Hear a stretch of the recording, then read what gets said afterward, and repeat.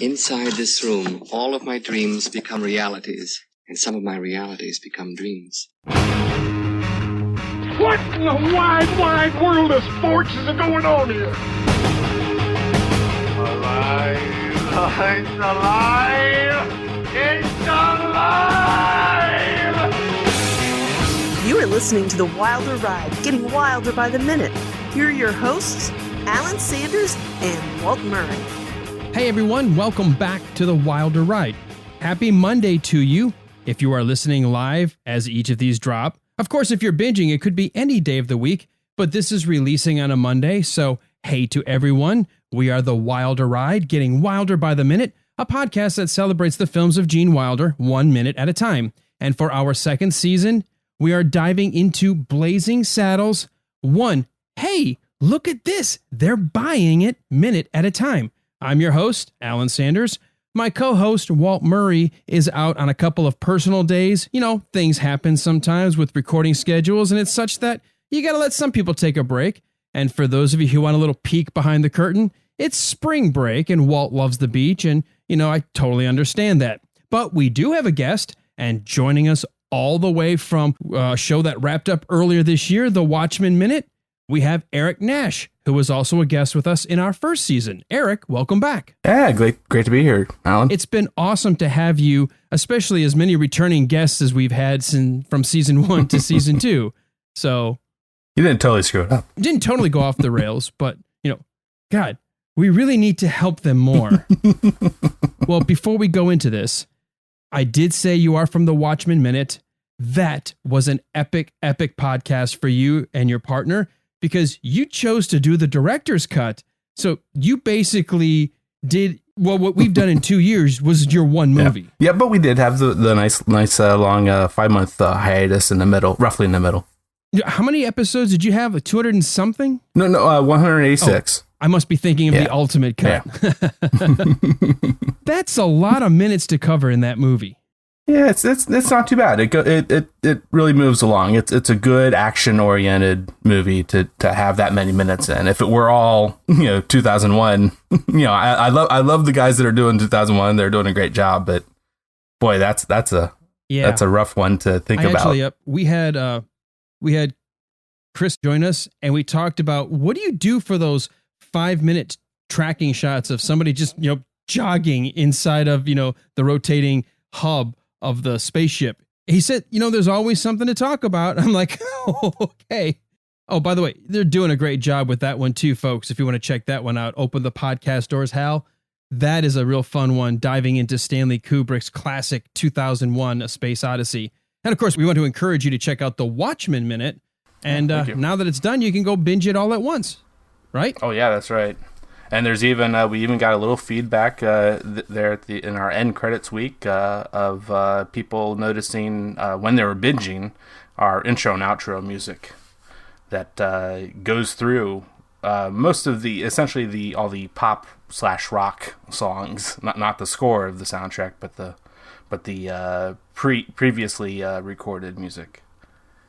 You've got to love a movie first. It's a labor of love for you to do this kind of a podcast, because you have to do so much research sometimes, and then you start to look up things sometimes, and it leads you down rabbit trails, and then suddenly 3 hours are gone when you're trying to figure out what you're going to talk about in your minute. All right, well, before we start, we do this with all of our guests, and we always like to get their impressions.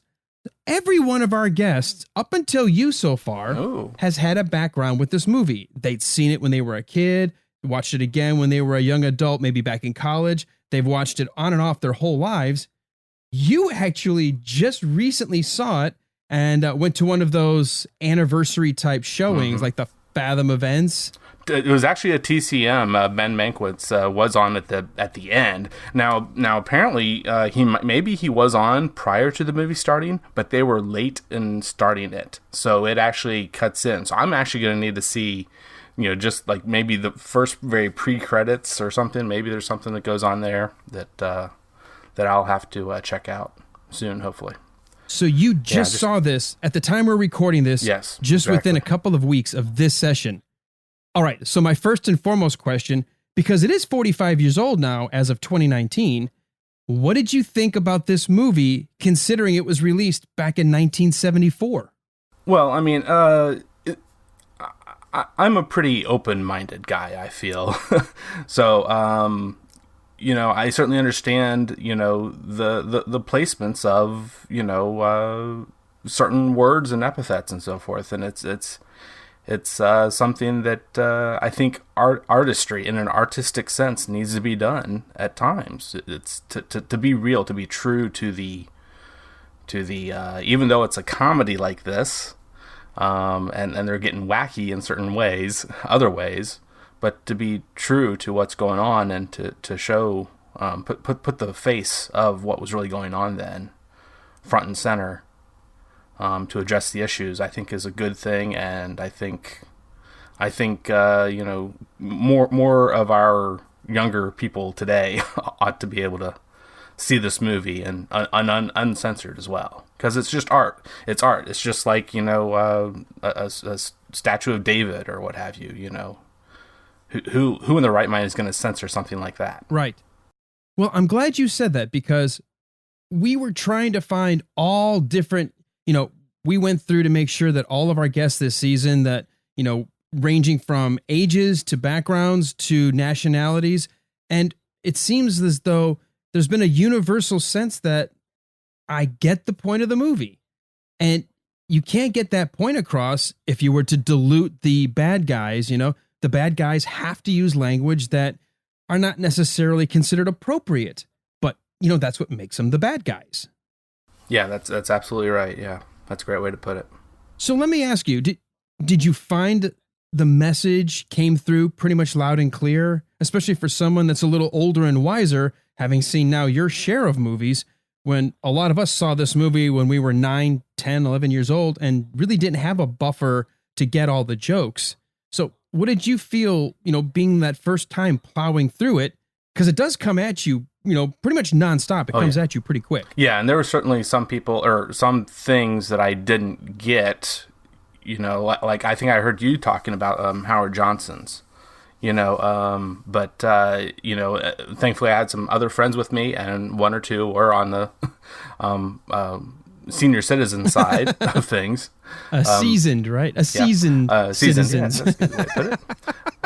And they after seeing it, they certainly alighted me to the some of those kind of little gags that I certainly missed. So I'm definitely looking forward to a rewatch soon.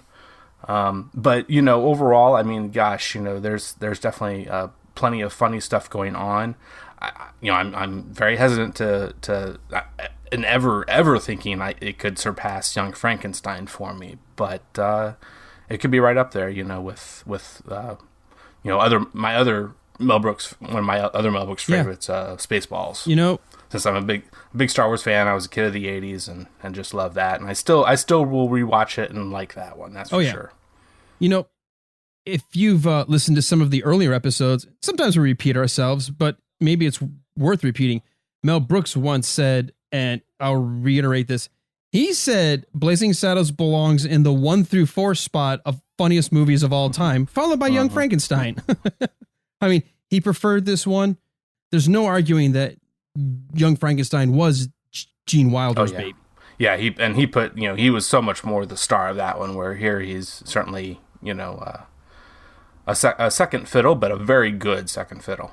Isn't it amazing that he doesn't even make his first screen appearance until about 33 minutes into the movie, which is about a third of the way through this film. Mm-hmm. And yet the impression he gives, that's something we love talking about. We just assume that Gene Wilder's in this a whole lot more than he is. It's one of those characters that we can not think about, but he's not really in the movie a whole lot compared to some of the other principal actors. Yeah, that's pretty wild. When I saw it, not to make a pun. Pun intended. No, not at all. He makes his presence known, and I think that's a good thing. Good omens for him for his future with Young Frankenstein. I mean, it was the very same year, but and plenty of other stuff too afterwards. So, since you are obviously much more versed in other movies, and this one you only just saw, it's going to take some rewatchings for it to settle in. Do you think this is a movie that you might want to add to that library of your, let's say, that rewatching rotation? Oh yeah. I definitely, I think it deserves it. It's a great story, and it has a fair number of funny bits, and I'd like to, learn more. Try to see, what some of the other funny stuff is. It was being laughed. I was like scratching my head for a moment, in the theater. Mm-hmm. Other people that were much more familiar with it, I think were giggling a bit more than I was in certain spots. But yeah. Okay. Well, let's go ahead and set the stage for this minute, this Monday, episode 81. We've got Eric Nash joining us. We're going to start with the bad guys, Taggart and company, finally getting their load of dimes to go through the Lepidamine Thruway, and we're going to end the minute officially with "I'll give it a try" as the Waco kid starts to put his gun on his arm to get ready to shoot at something. Before we can even get into this whole minute, though, and I sent you a link to some of the TV outtakes. These were the things that I grew up with watching on television, the version of Blazing Saddles. I didn't have a theatrical release. My mom and dad never took me to the theater. It was R-rated. And of course, I was a young kid. They didn't think about taking a 9-year-old to an R-rated movie. I mean, actually, when it came out, I was only 4. But when it did come out on network television, I remember being so excited about being able to finally see the movie on TV. And so we actually had a VCR, and I was able to record the movie. So I grew up watching the TV version as my version of Blazing Saddles. And I would watch it over and over and over again as a kid. And I just laughed and laughed and laughed, not realizing until I was older that I didn't get half the jokes. And then as I got older, it became a much bigger and funnier movie to me. But there was this great scene, and I want to talk about it because it was supposed to take place pretty much right here at the beginning. And so rather than interrupting midway through, let's go ahead and talk about the scene where Governor Lepidamine was supposed to show up, and he ends up accidentally showing up to the fake Rock Ridge for a presser and a photo op. Now, I just showed it to you. Is your first chance to look at it, and I heard you laughing through the whole thing. So my question always is with Mel Brooks, why did you leave this out? Because it feels like such a great add-on to have one more dig at the governor of this territory. Yeah, it really, I mean, for the amount of laughs that were in it, it is crazy that he did end up cutting it.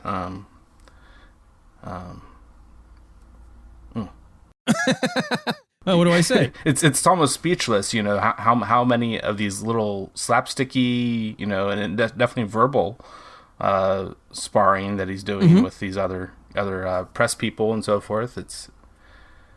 He is just doing everything in the book, every little kind of comedy way you can go with different things. Oh, it's awesome. Yes.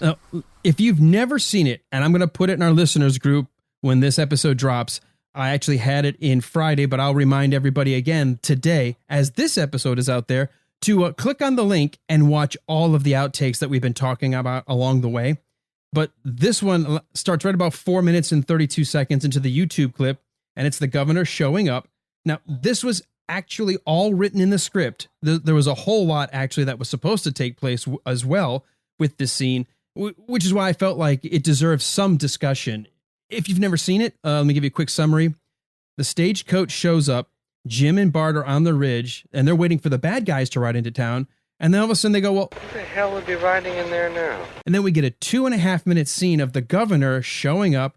He's a stagecoach, comes a red twirling, sort of like swirling light, like he's a dignitary. He shows up with all these fake silhouettes of the citizens of Rock Ridge, and he's waving at everybody. And he eventually leans out the window and goes, Boy, do I hate the West. Just kind of funny considering he's the governor of this territory. He immediately goes to chew out the driver of the stagecoach, not happy with, the comfort of the ride. Oh, and by the way, we do see Miss Stein is in the coach as well. He gets out, starts yelling at the driver. I'd like to have a word with you, turkey. Can I have you fired? Nope. Local 32. And then a very disappointed governor goes, Local 32. Damn unions are strangling the West. Well, of course, the press is all there with their hats saying press, and they're all writing that, damn unions. And he goes, like, damn unions? Are you crazy? Don't write damn unions. Never put that in the paper. I'll lose the blue collar vote. And so he's already trying to manipulate the press because he only wants them to say the things he wants them to say. Funny, politicians never really change. Then he has a little press conference with these folks. Now, the reporters realize that the town is staffed with nothing but dummies, cardboard cutouts. And they say, Governor, these people are dummies. They're nothing but dummies. And he's like, I know that. How do you think I got elected? I mean, that's a great line. And he's like, But Governor, we came all the way out here to get your impressions. Impressions? so then he starts doing this thing where he's trying to puff his cheeks out and squint his eyes. And Governor, what are you doing? he's like, Harpo Marx, you wanted my impressions, didn't you? And he's such a dummy himself that he thinks, he mistakes them saying impressions and thinks right, thinks exactly. It's the other thing. And then he does what to me is still one of the funniest, and I do this all the time. This impression of Toulouse-Lautrec when he squats down and he's like, Watch this. Toulouse-Lautrec, my favorite.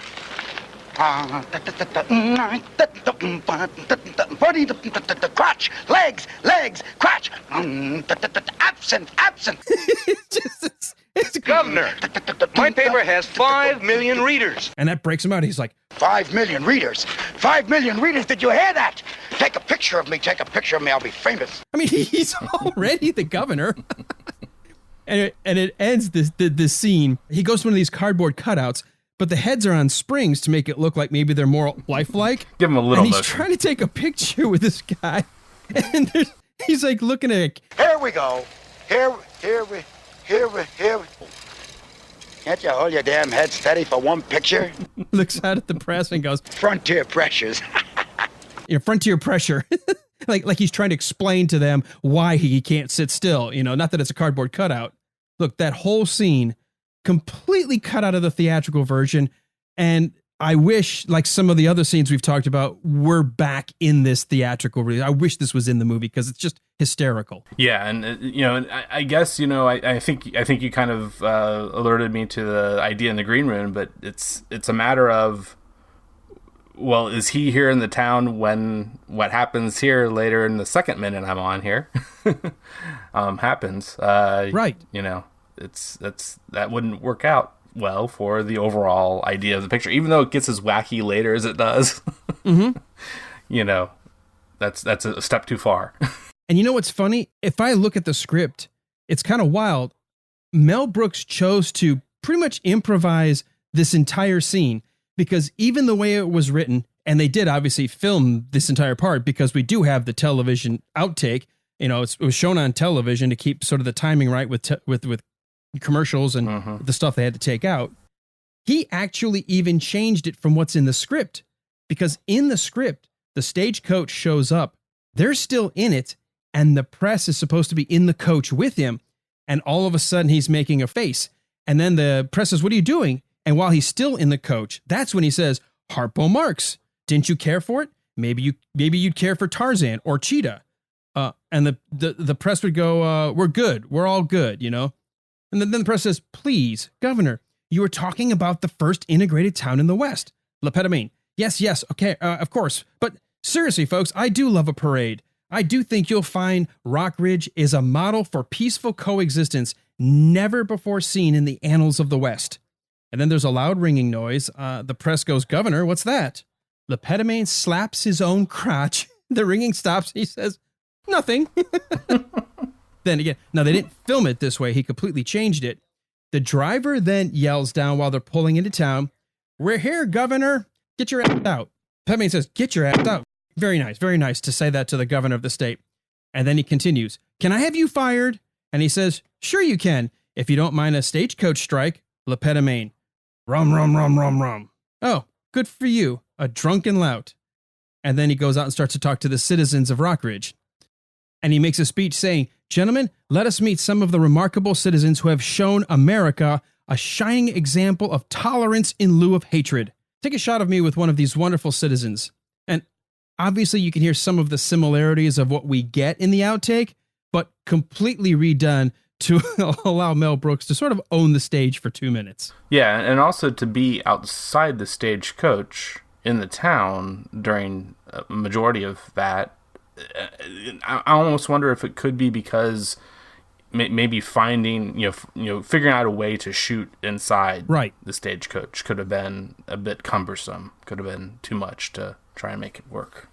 And chances are a bunch of guys in LA, 1974, writing the scene, thinking about fitting the entire press corps inside of a stagecoach, and then maybe seeing how small the stagecoach really is. I don't know where you put 7 or 8 press, Miss Stein, and the governor all at the same time. What the script also says, and we'll go into this in these next minutes, we'll probably do this tomorrow, but since this is not in the movie, I think the reason this was pulled out is because he technically is still in town when Taggart and his men show up. And it felt, even reading the script, a little clunky to have a character who wasn't really behind the sacking of Rock Ridge. I mean, he wasn't necessarily a bad guy. I mean, Hedley Lamarr really is the bad guy. And it felt weird when you read the script about him actually being there and the ruffians are there, the press scatters. He starts to try to make a speech about how this is a great place to live, and all of a sudden everybody starts shooting at him, and he goes, well, maybe a little too rowdy for the new territory, but this new area doesn't really ever attract the middle class off the bat. I mean, take Australia, please.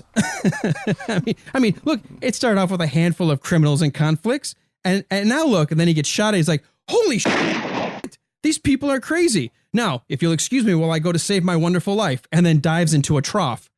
It's a little silly, and, I didn't really think about it until I went back to go do the notes for this movie. The TV version, it never explains how the governor's not in this scene or not in this town or how he got out. We only get this 2-minute performance, and then he's not seen until the last goodbye. So I guess theatrically, if you want to keep it moving, and if you weren't going to show him in the midst of the fight, it didn't make sense to maybe have that in that final edit, because there was really no way for him to leave, because the audience was going to be like, well, where did he go? Yeah, it can be bad filmmaking, I think, to have the audience wonder about that when that's really not an important thing anyway. Yeah, exactly. Yeah. It's fun to have in the outtakes, and you saw it, and I heard you chuckle. They're fun. I mean, Mel Brooks is a funny guy, especially when he's improving. It's almost like he's doing sort of a Robin Williams-esque riff with all these people around him, sort of playing the press, So, all right. Well, let's go ahead and check out this minute then, because that's really what's in the theatrical release.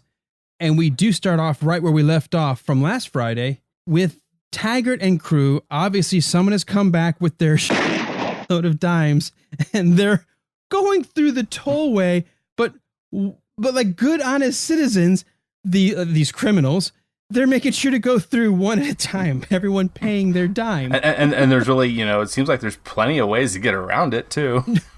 One would think. Wide open spaces. We asked ourselves this last Friday. You've got like the ultimate band of lawbreakers, but they're not about to go around the toll booth. I mean, it's silly slapstick style comedy, but it's awesome. I mean, that's what's so funny, that these guys are willing to, pay their toll and wait one at a time to go through. And Slim Pickens on his horse is Taggart. He's like, hurry up, speed it up, hell, we ain't ever gonna get to Rock Ridge. Come on, move him through, God. He's so upset that it's interrupting the sacking of Rock Ridge. Oh yeah. The one at a time idea is just amazingly idiotic. It's like it is. Oh, but again, I'm going to come back around to this. You only just saw this once. You've had one showing plus rewatching these minutes. Is this a joke that even hit you when you were in the theater? Did you go, oh, this is dumb? Or did you laugh out loud? No, I mean, I even had, just from having watched just once these 2 minutes that you had given me prior to seeing the whole movie. I had that little bit of a clue that this was going to happen. It's, I didn't keep it in my mind or anything, but when it happened, I said, oh yeah, I remember this is where a little bit I've already seen, but I'd already a little bit seen, the farting section, on clips, and so forth. It was very, very humorous, to see. I did not think it's dumb at all. I'm all for dumb, if it is dumb. But I don't think it's that dumb. They're dumb. Yeah. I got to ask this then. I've never seen this in a theatrical audience. I've always been with friends or family, and we're all going to laugh out loud because we're comfortable with each other. What was the audience like seeing it in the theater on the big screen? I feel like there might have been some other first-time viewers there, that, kind of and maybe not as open-minded as myself, I feel. Oh, really? But, and I kind of, that or they just kind of forgot. It's been such a long time since they saw it. But, when the N-word was said a few times, especially earliest on, and it's, it was tough. It was there was some, oh boy, kind of really some moments in the theater. So there were people who reacted in a way almost like they had no idea what they were going to be watching. Yeah, well, I mean that was going to go that far. And wow. Now, did you get a sense if any of those people? I know you were were in the theater with your friends, but did you get a sense that there were some of those people that might have maybe mentally checked out from the whole point of the movie?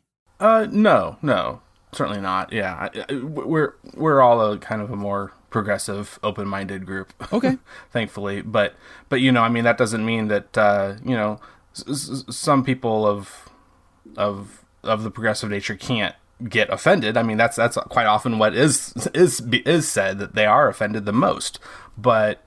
From my perspective, and I think from my friends, that they're all okay, keeping an open mind. Well, I was hoping that they'd be okay with it, but did they enjoy it by the end? Oh, Did they say, "Oh, okay"? Overall, maybe it shocked them initially, but once they realized what was happening, and by the way, one of the things we talk about over and over again in this entire season.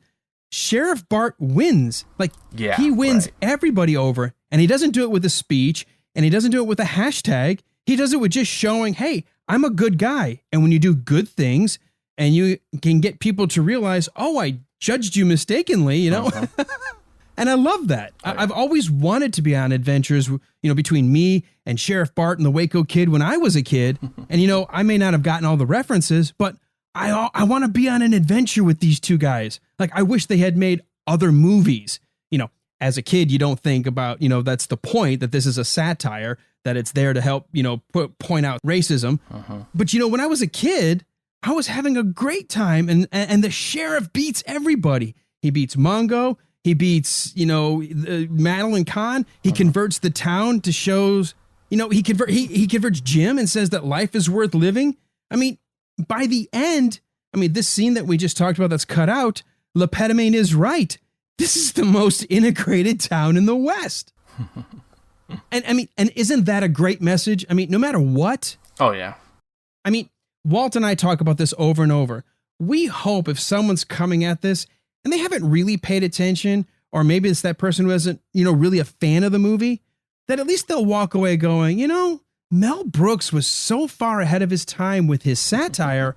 In 1974, which we have to think about, was really right after the civil rights legislation was put into effect, and there was still a lot of strife in this country. We've come a long, long way since then. But in 1974, to have presence of mind to say, we can't address racial divide in a contemporary setting. It's going to have people sitting on their hands. But if we set it 100 years ago in the Old West, we may take them off guard and they won't even know what's happening until it's too late. And I love it. I absolutely love it. This is my favorite Gene Wilder film. Not because it's my favorite Gene Wilder performance, but the message to this day, 45 years later, to me is still relevant. It's still funny. It still works. It hasn't really dated itself. There aren't so many references or jokes where someone could feel like, it doesn't fit the time anymore. It's timeless. To me, it's as timeless as Young Frankenstein. And I know you've only seen it once. Yeah, I can totally see that. How timelessness is an important factor, and I think there's other just right around this period. I'm not totally sure on the dates, the years when they were released, but the two movies that I'm curious. I'm really curious, since I haven't listened to every episode of yours up till now. But the two James Garner Western comedy movies, Support Your Local Sheriff and Support Your Local Gunfighter. Have you talked about those any? No, we have not at all, which is weird because, You know, the Rockford Files has come up more than once because that is Walt's favorite television show of all time. I mean, James Garner has come up only in the sense of Detective Rockford. So the thing with those, I'm just starting to think a little bit. I mean, I've had it in the back of my mind that it's something I could talk about, but the thing with those is that, you know, there's certainly a message, I believe, in those, but there's nothing, you know, racial involved. There's no African American color, you know, people of color at all in the whole movie. I don't think either one of those.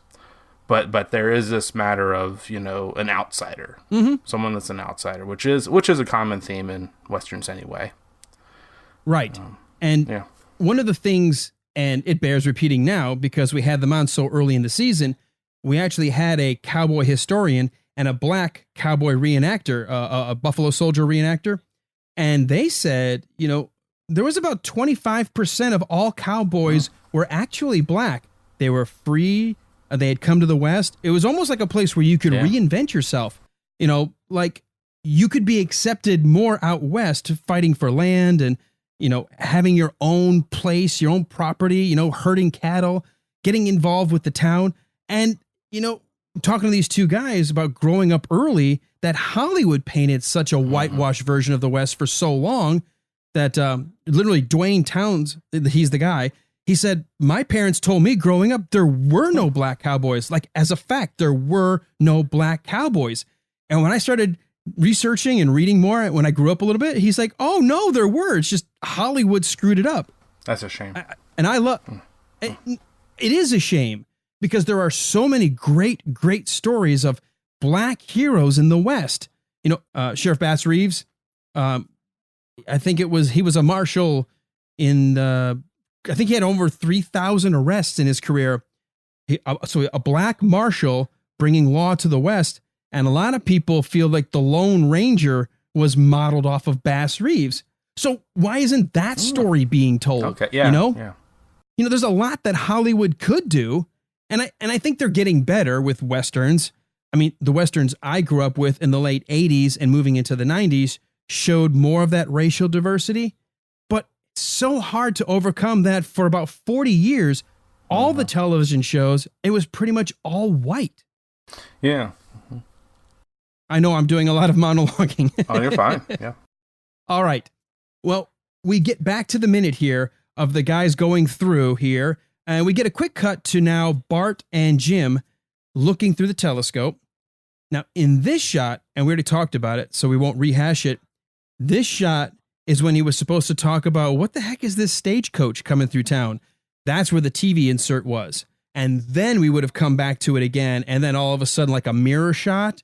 And now we see that the group of ruffians through the view of the telescope are making their way through. Well, they're through the toll booth. Look at this. They're buying it. And we get actually a pretty cool match shot because the town itself was a model. And so they actually purposely keep Jim and Bart on the left side, you know, the lower left of the frame. Oh, yeah. So you can insert the miniature of the town and, you know, make it look like they had built this huge fake town. So, you know, what we found interesting is somehow growing up, we just thought they built like a real full-size replica in the middle of the desert of Rockridge. And then when you go back and look and you go, oh, duh, that's a miniature. Well, and to make it from the backside of the buildings to look like it's like set pieces. Fake. Yeah. Yeah, set pieces. Yeah. Mm-hmm. Now, this is so funny because they do such a good job with that mat and matching the background that the town itself literally looks like they're riding into it, you know? I mean, this full recreation of Rockridge, just, you know, with just facades. And then when we get to about second 22, though, you can obviously tell these buildings have more dimension, you know, more width, more dimension, more thickness. But still, as fast as this movie plays, and you're not watching it 1 minute at a time, and you just buy it, you know, we're in the fake Rockridge. Just throw some plants in the street and some cardboard cutouts. And then, oh, by the way, let me ask you this question. At about second 24, they all come riding into town. We see all of the cardboard cutouts.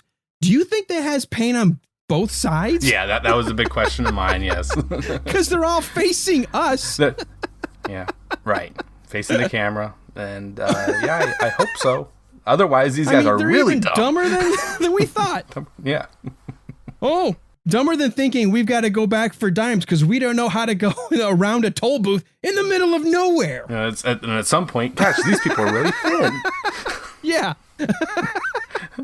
They must be starving to death. Well, life in the West is hard. They come riding into town. This is very reminiscent of the shot, except for the sagebrush. If you remember, this is the same angle that these guys came into town when they were working their number 6. When they first got the idea of going into the real Rock Ridge and trying to scare everybody off. So Taggart and crew, they just come right through again. Only this time it's the fake Rock Ridge instead of the real Rock Ridge.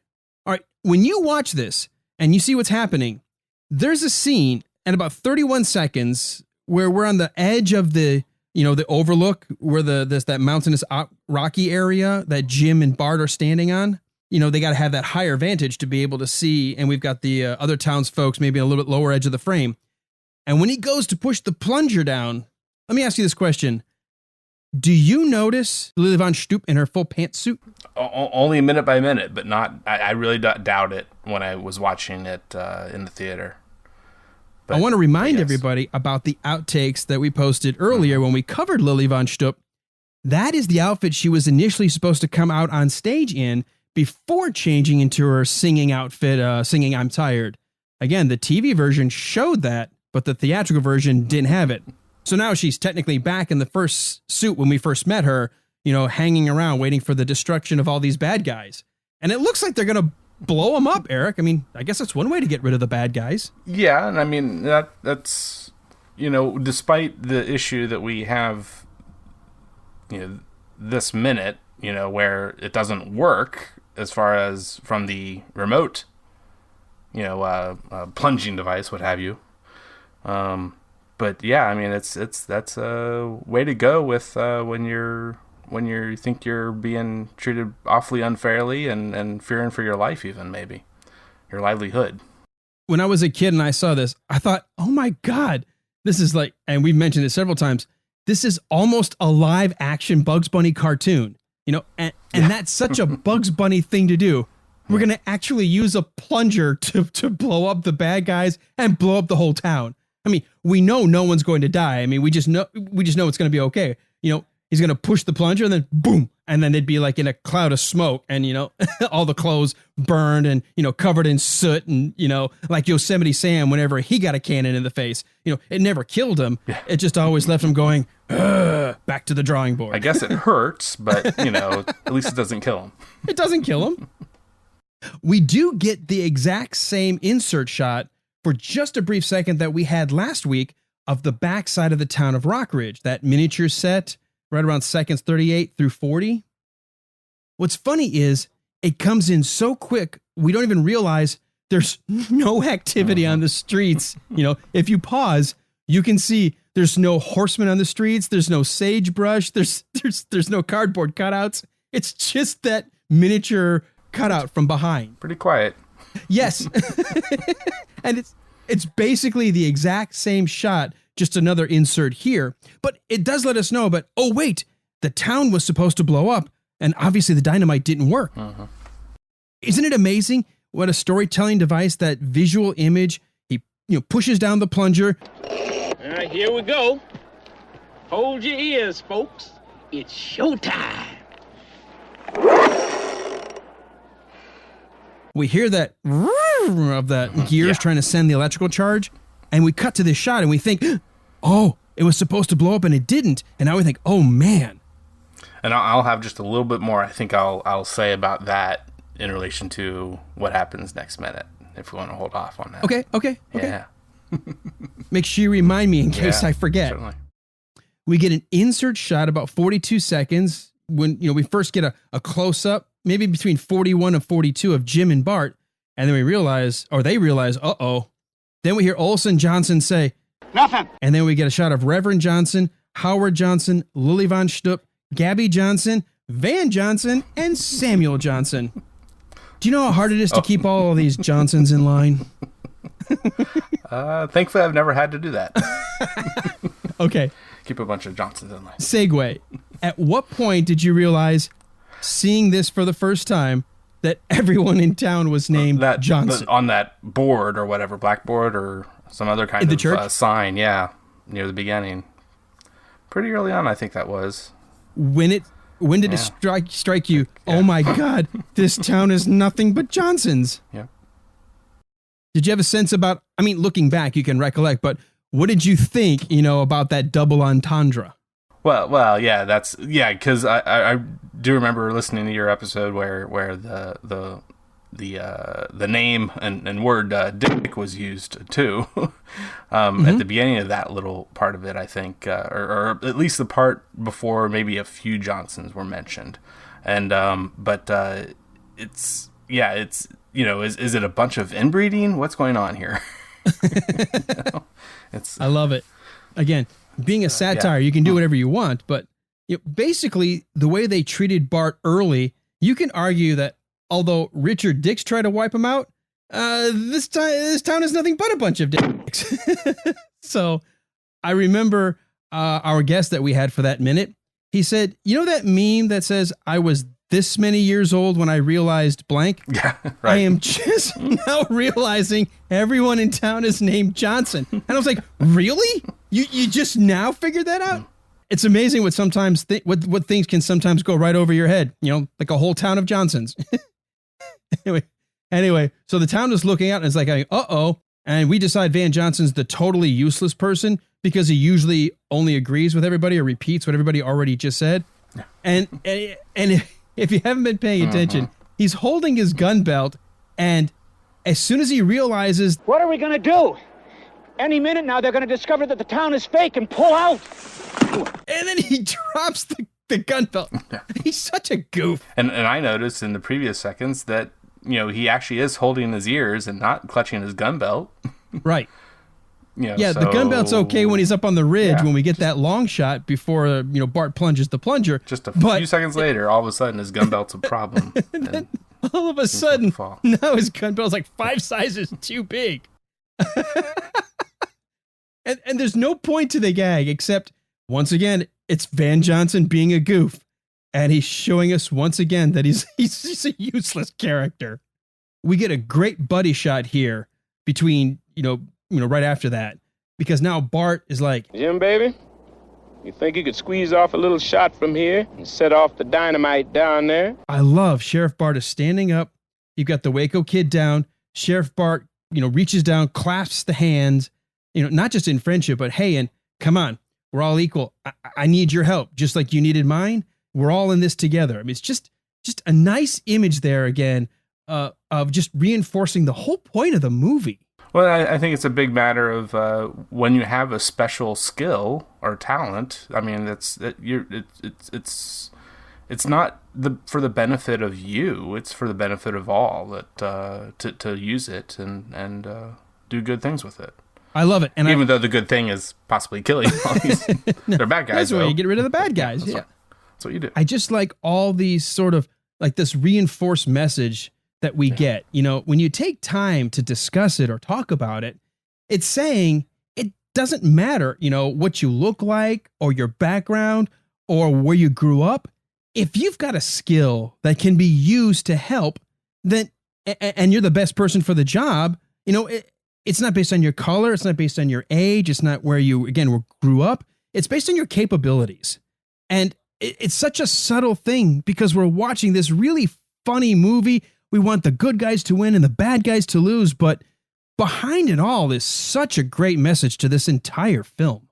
Yeah, and you say your background or what have you, and part of the background, I think, is like his hardship, his issue that he had with drinking. Mm-hmm. But Bart helped him out get past that, and he's got a steadier hand now, so hopefully this will work. I hope so, because that's where this minute actually comes to an end. We see him getting ready to what looks like line up the shot, but we're not going to get a chance to see that until tomorrow, which is good for us because that means you get to hang out for another day.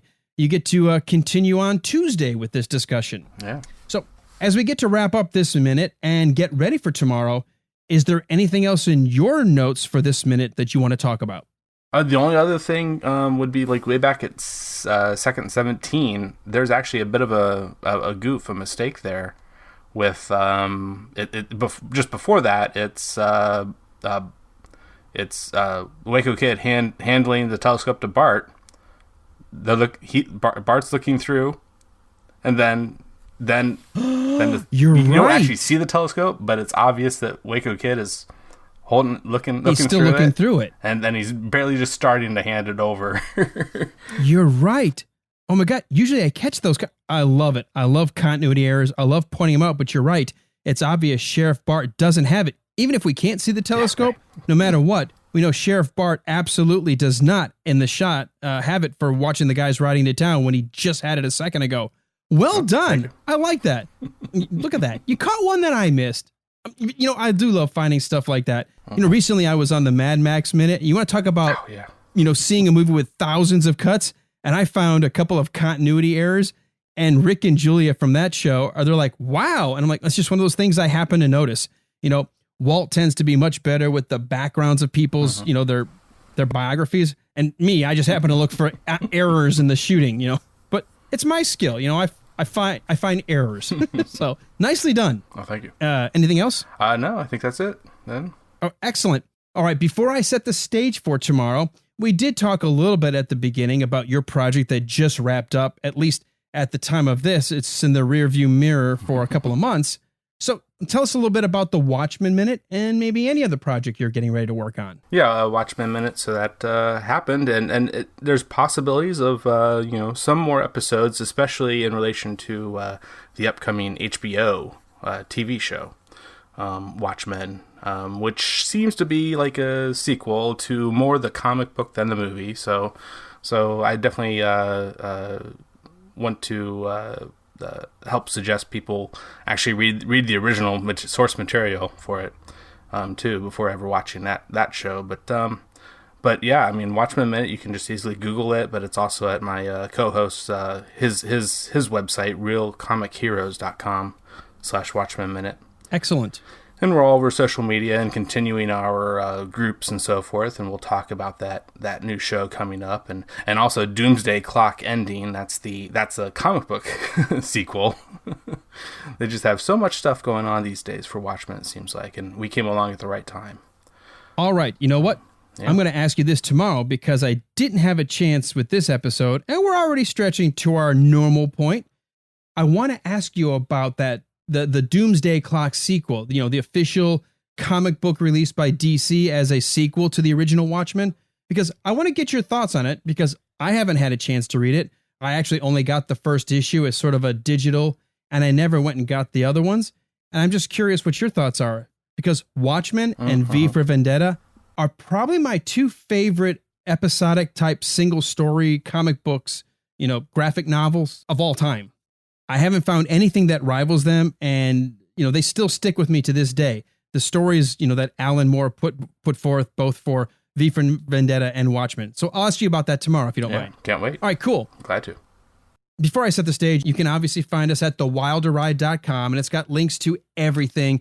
Nice that we found a name that wasn't being used, and it's short enough that we didn't have to change the name. So anywhere you go, whether it's Facebook, Twitter, Instagram, it's always The Wilder Ride. We're on all of the podcatchers out there, everything from Himalaya to radio.com. I mean, look, if you want to even have some fun, you can go to your Amazon Echo, just try it and say, hey, Alexa, play the most recent episode of the Wilder Ride podcast, and boom. And it's going to play the episode for you. So it's kind of cool that we're all hooked into the Apple product line. So come back tomorrow, Tuesday. We will have, continuing our discussion, Eric Nash with us. And we're going to start with Jim preparing to shoot. And we're going to end the minute with a building exploding, knocking a horse and a rider down. And then suddenly the bombastic theme music starts to kick up. I mean, if you're going to have a big fight, you need to have a big bombastic theme. So we'll get to that as well. All of that tomorrow on this, The Wilder Ride. Aw, poor Walt. He's at the beach. Yeah, that's too bad. Missed out on all this fun. Now's my chance to say everything bad about Walt. What can I say? Gosh, I don't think we have enough time. We've already run out of time for the episode.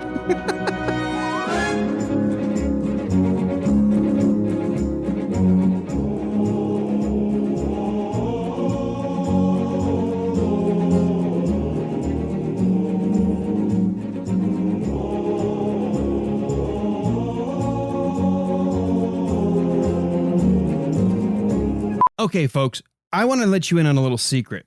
We really didn't have an outtake in this episode. It was just me and Eric talking the whole time, and it went really well, the conversation between the two of us.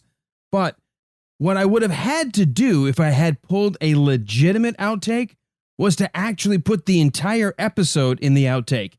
Because, thanks to a driver issue with my computer interfering with the USB capture of my recording device, this is what the entire track sounded like when I started. Hey everyone, welcome back to the Wilder Ride. Happy Monday to you if you're listening live as each of these drop. Of course, if you're binging, it could be any day of the week, but this is releasing on a Monday, so we want to say hey to everybody. So, yours truly had to ADR the entire track before I could even edit the episode. Just a sneak peek of some of the audio magic that is happening behind the scenes with these podcasts from time to time, where you have to actually adjust or maybe even re-record all of the audio and yet try to make it all fit seamlessly for the listener.